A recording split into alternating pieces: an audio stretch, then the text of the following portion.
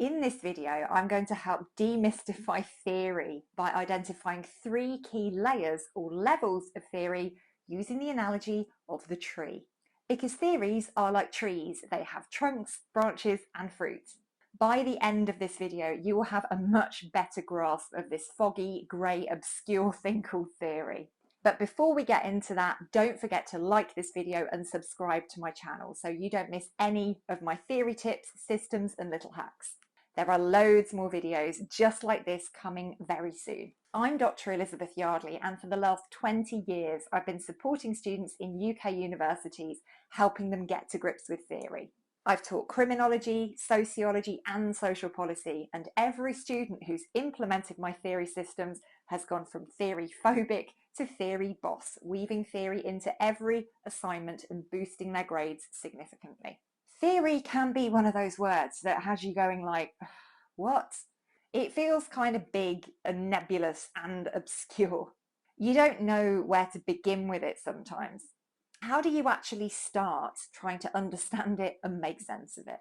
I use the tree analogy when I'm explaining theory to my students. Theories are like trees. They have trunks, branches, and fruit. The reason that I use this analogy, the reason that I think theories are like trees, is because they stand as distinct and separate from one another. They have deep roots, often within particular periods of history. They started growing at a particular point in time, and that will have an impact upon what they look like and the kind of things they focus on. All theory is a response to something.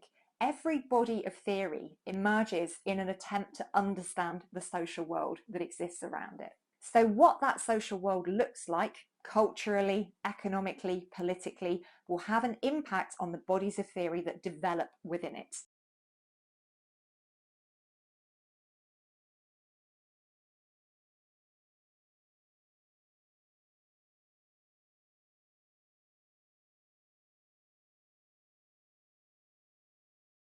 And from those things, a tree of theory grows. It begins with a trunk. Always start with the tree trunks. These are broad bodies of theory. Feminism, Marxism, functionalism, queer theory.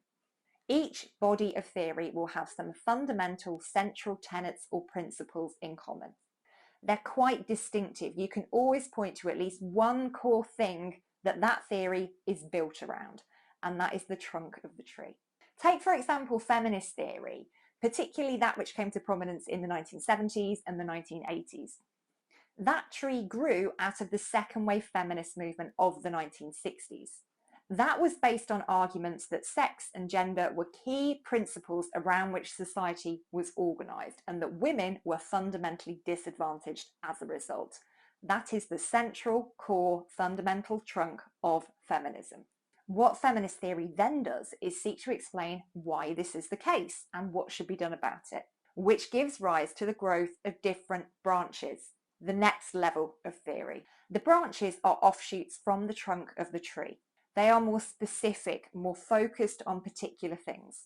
As the theory develops, it becomes clear that there's a need for specialisms, for attention to particular groups, particular issues. It also becomes clear that within the body of theory, out of all of the people who subscribe to that body of theory, they might agree on those core principles, but there's some stuff that they disagree on. There are things that some people think are more worthy of attention. People have differences of opinion on what they feel should be done about the issues that the theory draws attention to. So this gives rise to those different branches. For example, on the feminist tree, there is Marxist feminism, black feminism, liberal feminism, radical feminism, among other things. They might share the core principles, but differ on some of the details. Marxist feminists, for example, believe that social class is of utmost importance. Black feminism argues that race and ethnicity are crucial to examine alongside sex and gender. These social divisions overlap and intersect in shaping women's experiences. Liberal feminism argues that we need to work with what we have to achieve equality in society. Use our existing institutions and organisations and governmental structures to pass new legislation. Radical feminism, on the other hand, believes that these institutions and organisations and governmental structures are inherently problematic. They have to go. They're infused with patriarchy. We need to overhaul these structures and replace them with new ones. Hence the slogan, smash the patriarchy. So can you see how these branches can be quite distinct from one another, even though they are all part of the same theory tree? They agree on the fundamentals, but they also have quite different views on the nature of the issues feminism seeks to address and the things it should do to tackle them.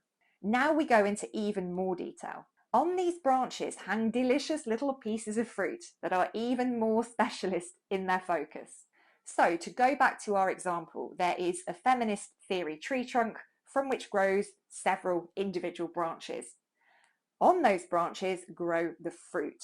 And by the fruit, I mean the individual concepts, ideas, models, and typologies. On the radical feminist branch, for example, hang individual concepts, ideas, and models like Kelly's continuum of sexual violence, Monckton Smith's domestic homicide timeline, and concepts like the patriarchal dividend. These little pieces of fruit are the easiest things to apply to your assignments. You can draw upon particular cases or examples and consider the extent to which these pieces of fruit are helpful in explaining or responding to the issues that you're writing about. It's important when you're writing about the fruit in an assignment that you always acknowledge the branch and the tree that it comes from. Write about it in context, and this way the person grading your work will know that you totally get it and you have a comprehensive understanding of theory. You're not just looking at the minutiae, you understand where it's come from. It's not a case of you can't see the wood for the trees. Sorry. You might say something like, given its focus on the centrality of sex and gender in social life and its attention to structural change, the contribution of radical feminism is important to consider here. For example, Kelly's continuum of sexual violence. If you start by understanding the trunk, everything else is much easier. If you start with the fruit or the branches, that's a bit trickier. You need to understand what they've grown out of, where they came from, to really be able to grasp what they're all about. So always start with the trunk. And remember to be critical in your application of the theory. Check out the links I provided in the description for some detailed guidance on exactly how to be critical. To recap, in this video we've explored different levels of theory using the analogy of a tree: trunk, branches and fruit. The trunk is the fundamental core from which all the different branches stem, and then on those branches are the individual pieces of fruit, the ideas, concepts and models that are the tools you can apply in your assignment to make sense of why things are the way they are and what we should do about them. If there are specific bodies of theory that you want me to work through in more detail as examples, drop your suggestions in the comments. If you found this video helpful, if you like my way of explaining stuff, if I'm helping remove that mental block, then sign up for my weekly emails. Every Wednesday, I send a dose of study inspiration right into your inbox to help you supercharge your studies one step at a time. I will let you know how you can sign up in the description, so go and check that out. I'll be back very soon with more theory tips.